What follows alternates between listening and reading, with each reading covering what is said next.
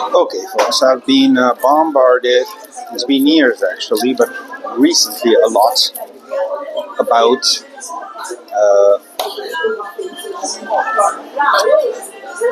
the difference between a nation and a commercial union. Now, uh, the main topic here is that the very concept of a commercial union is unknown because the word nation is widely used in English about a country. So, nation, if we equalize it with the word ethnicity, makes more sense than nation as a country because it gets very confusing.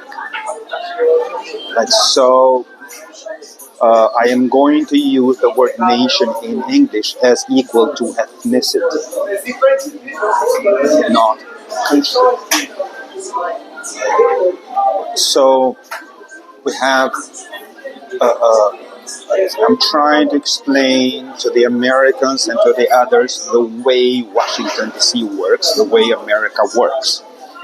And this was explained to me by Washington DC insiders for years. So basically, America is a commercial union, a union of people and interests who want to live well, to get rich, and to prosper. That's all the goal. Uh, an ethnicity or a nation is a different thing. And the proper implementation of it is in Europe, first and foremost. A nation is a group of people which either speak the same language or have the same religion or both. So, in terms of commercial union, we have the typical examples of the United States of America, Canada, Great Britain, Belgium, and Switzerland. And Switzerland is the most successful version of it. Typical ethnic state or nations would be the first one created, Greece, from the Western powers. And even here, there are three differences. Here, right? We have ethnicity or language-based nations. We have religion-based nations, and both ethnic-based or language-based and religion-based nations. So let's take, for example, the first one ever. That would be Greece, and the big powers, Western powers, created it because there was no Greek nation.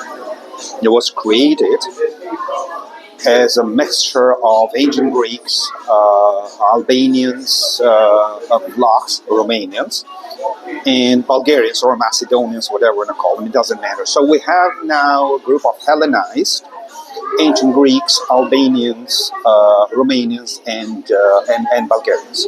They are now called Greeks. They are fully Hellenized. There are pockets here and there who speak Albanian or speak Bulgarian or speak Vlach or Romanian as they call it, but irrelevant. They are all Greeks. In Greece, in order to be Greek, you have to speak Greek, be a Greek speaker, and be Greek Orthodox. The Muslim Greeks in Thrace are not considered Greeks. They're just Muslims, though they are fully Greeks in terms of language and DNA and all that thing. So this is a typical application of both religion and language nation. We have just a religious nation, would be the former Yugoslav countries. That would be Croatia, Serbia, Bosnia, and Montenegro to a point. But Croatia, Serbia, Bosnia, they are the exact ethnicity. They speak the exact language. But there are three different nations, or Ottoman millets, or Catholic concordats. So we have three different nations or ethnicities, as they call them, based on religions. That's it. We have the latest iteration of a nation, that would be the Albanians, who base ethnicity strictly on language and see religions as the enemy, as anti-Albanian. That's the elitarian view. The people, it's a whole different story, but that's the basis. So we have, coming from Greece, which was created by the Western elites, then we have the first applications of it. We have Germany created in 1870, 1871, and then Italy created in 1871. And then we have France, truly a nation, by 1915, after the elites had a program of 6 or 7 decades to eradicate all the languages across France and impose only the Parisian French, which is imposed now across France. So we could even say the beginning of the French nation is 1910. We can say the beginning of the Greek nation is 1930s, because it took 100 years to Hellenize all those people that I mentioned earlier, 1830, 1930. So as you can see, the concept of a nation is quite recent, maybe 150 years. Let's take the example of the commercial union. These are nations in the perspective, in the first perspective that I explained, which are cramped together either by force, obligated to live together, or by free will, or by just pure greed, just prosperity. Right. So we have Switzerland is a commercial union based on the free will of those people, which is the Germans, French, and the Italians, and the Romansh. There is a fourth one. They speak an old version of Latin, the Romansh. We have Belgium, which is kind of a Catholic Dutch and Catholic French cramped together against their own will. It's kind of a functional state, but it works. And we have imperial commercial unions like Great Britain. We have 4 nations there. We have the English, the Northern Irish, the Scots, and the Welsh. Then we have the typical commercial union, the Canadians, and the most extreme are the Americans. But even in Canada, you just go there to prosper economically. That's all, right? No one cares about anything else. So these are the differences. I think I was crystal clear. And that is why you can easily understand why the Iranians and the Russians support their leaders in becoming poorer just for national pride. Whereas in America and Canada, any economic decline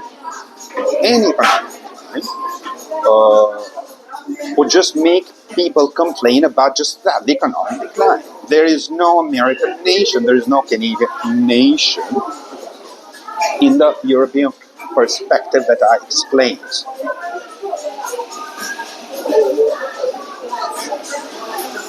So that is the difference here, that the American population is not ready to follow their stupid elites, because they come to America and they are in America to just prosper economically. Whereas Russians and the Iranians are ready to follow their stupid elites, because they have cultivated this national pride for the last 200 years, or 150 years, or 100 years. So it has been cultivated day after day after day after day after day. And the basis of that was the government-owned educational system. So All schools are owned by the government and they preach the nation in Europe. In America, not all schools are owned by the government. Actually, no schools are owned by the government. The federal government owns no schools. In Canada, the federal government owns no schools. So you can see the basis for the creation of a nation is the ownership of a national schooling system. It exists in Europe, it doesn't exist in North America. I'm hoping, I'm sure I'm crystal clear. It's pretty clear to understand the difference. Okay, you have a great day, everyone.